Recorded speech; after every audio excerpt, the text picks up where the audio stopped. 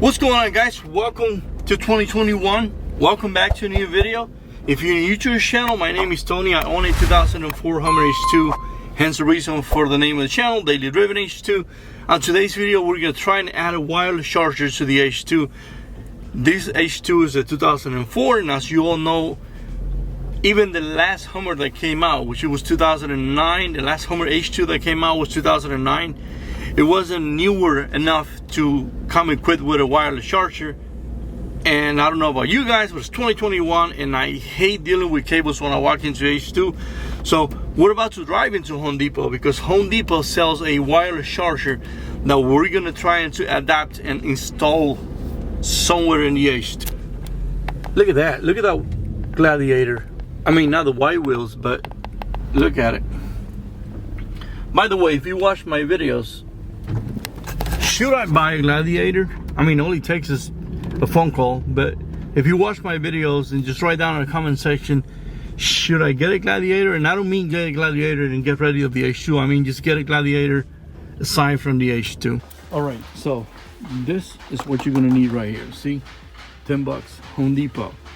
This guy right here. And if you want to know, like if you're in the US and you have a Home Depot, it's usually on aisle 3, bay 13. This is it right here. All right, so this is the box that we got from Home Depot. I'm gonna try and open it right here with one hand to show you what's in here.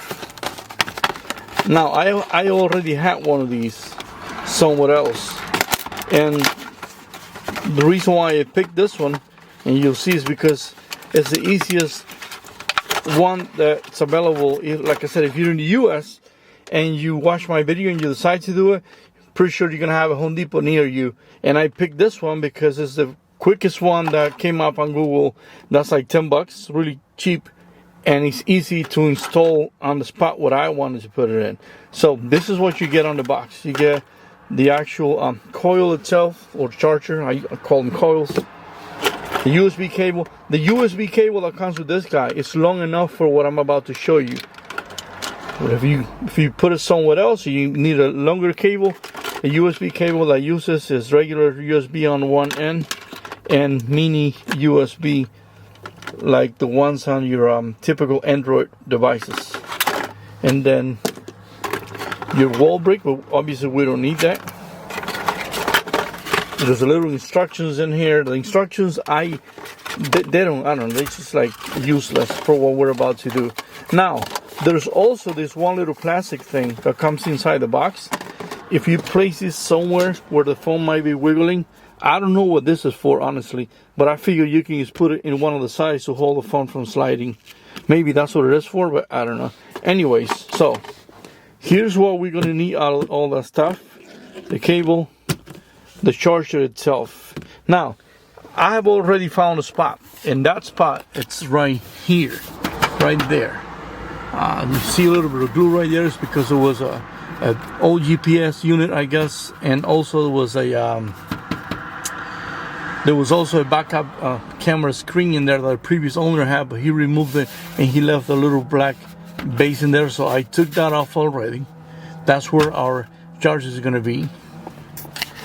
What I did, the way I'm going to hook up the cable, USB cable, is using one of these guys right here.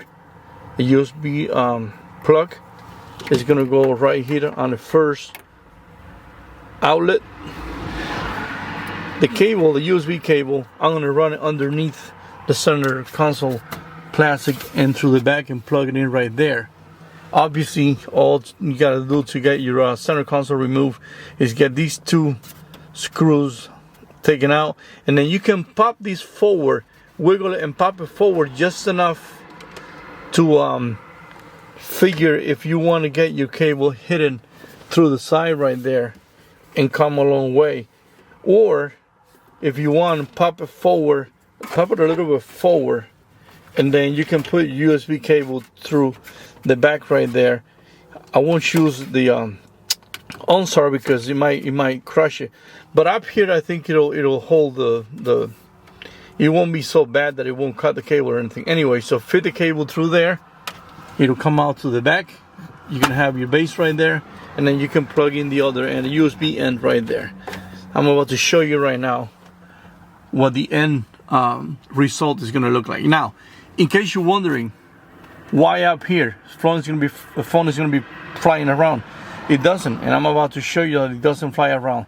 And that's why I picked that spot, because I also find myself sometimes walking on the H2 and letting it go, and instead of throwing it right here, throwing the phone right here on the cup holder, sometimes I will throw the phone in there, and I notice that it won't rumble a lot. So you'll see in a minute now when I get everything wired up. I'm going to show you what the end result looks like, and I'm going to put the phone right on top of that and show you that it doesn't wiggle around or it doesn't flap around. Also, if you look at the video and say, oh well, if you hit the brakes the phone is going to fly up to the windshield, listen, if you do that every day, if you've been slamming on the brakes every day, I don't know where you be driving at. So anyways, let me get this taken care of, and I'm going to show you what the end result looks like. Alright, so one thing that I want to remind you guys is when you place the charger on the spot where you think you're going to leave it on, make sure that you leave enough cable in there before you put the center console back in there, because it crushes the cable. It's not going to cut it, but it's tight enough so you won't be able to pull if you need more. So place it somewhere around where you need it, kind of measure how much cable you need. If you can see it right here, I have already kind of like routed back here and through the side right here and plugged in the first one. There's power already on the charger. I'm going to show you right now. If you just place a phone in there, see, charging. Now, again, if you're wondering, is the phone going to fall off or slide out? No. I've driven around with these plugged in and just lay down in there. You can't see it, but there's little rubber pieces in there, and depending, I guess, on the cover they have, but my cover happens to almost stick to that, and I've driven around.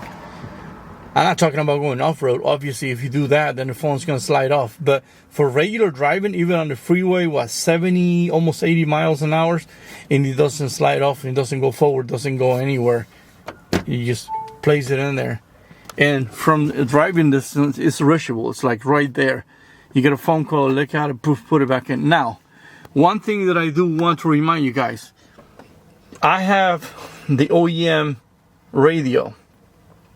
If you have a newer radio that has Apple CarPlay and it requires you to plug the phone in, then this might not work for you, because obviously once you plug in your phone to get all your USB cable required things, then you obviously already charging the phone.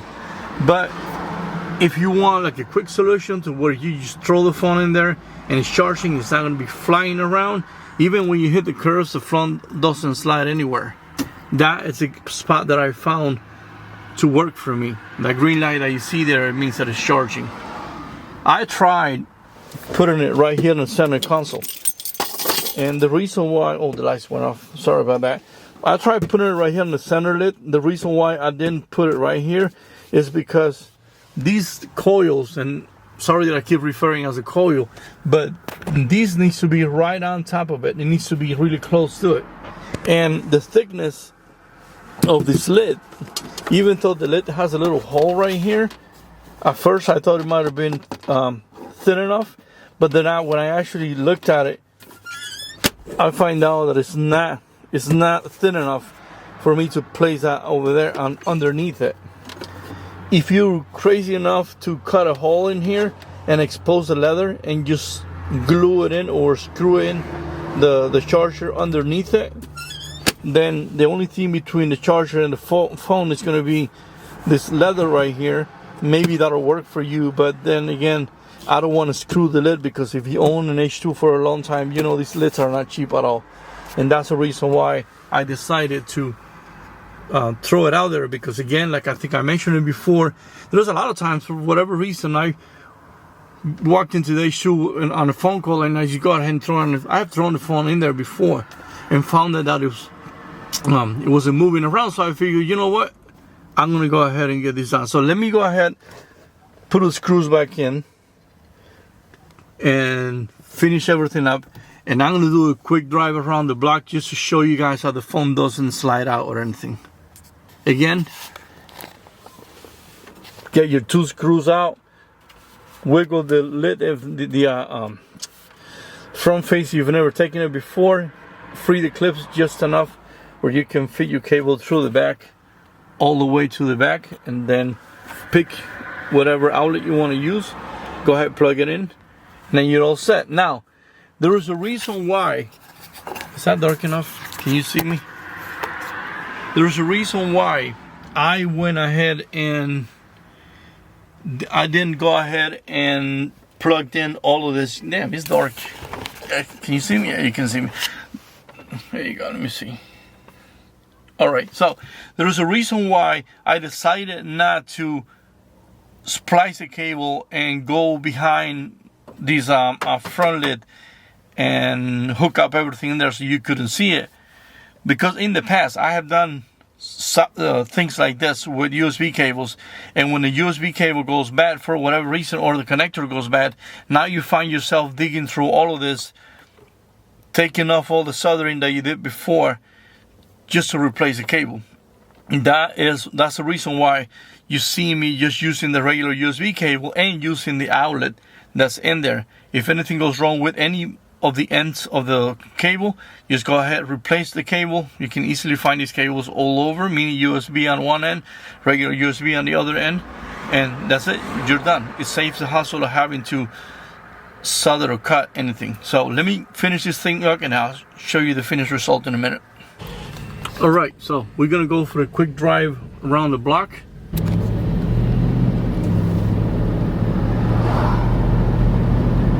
Now, if you wonder how did I glue the base or anything? Yes, I did. I used a hot glue gun to stick the charger right there in place. Just gonna go around the block really quick, doing regular driving just to show you that the phone doesn't slide around. If you want to use double side tape, you can do that too, but I figured the using the little hot glue guns was going to be a lot safer than to just use double-sided tape, because I know sometimes that double-sided tape doesn't actually do a good job.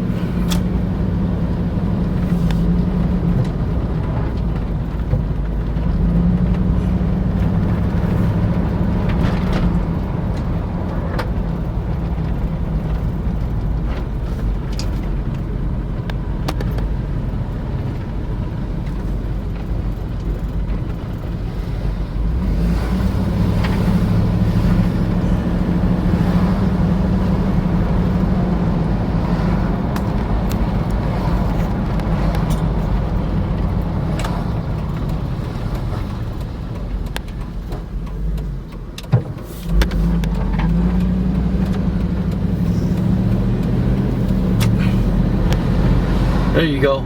We're about to pull up. I'm about to pull up on the on my driveway again. I hope this little clip gave you an idea of how the phone behaves when you leave it in there.